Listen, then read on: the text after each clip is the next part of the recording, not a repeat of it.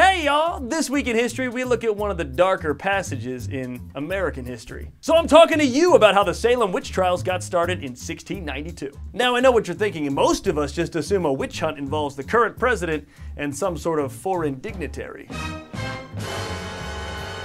But the original witch hunt started in the Massachusetts Bay Colony in 1692 with two young girls. They were the daughter and the niece of the Puritan minister Samuel Parris. The two girls started experiencing some strange fits and they claimed to be under spells. Reverend Parris went and did the only thing that a rational father would do. He found a doctor. And who would be more an expert on what's happening right now than a man who believes that leeches cure fevers? Leeches suck. And this doctor's obvious diagnosis was that these girls were experiencing witchcraft. So they blamed who else? The family slave Tituba, who was from the island of Barbados. At first, Tituba claimed to know nothing. But after a severe beating, Tituba wove these fantastic tales about possessing people and riding sticks like broomsticks and talking with the devil.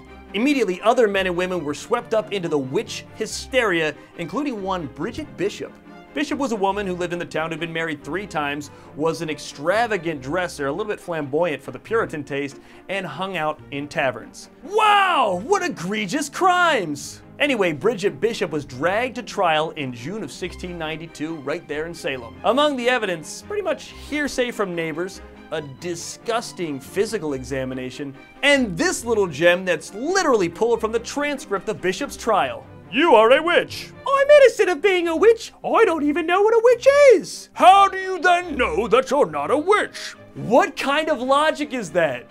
Ugh. That, in a nutshell, was the New World's justice system. And this week in 1692, Bishop was executed for witchcraft. Now I know what you're thinking. No, the Puritans didn't burn her at the stake. At that point, those accused and convicted of witchcraft were either stoned, hanged, or drowned. And she was followed by 19 other men and women who were executed in Salem for the crime of witchcraft. This went on until October of 1692, when the governor of Massachusetts actually had to step in and say, stop.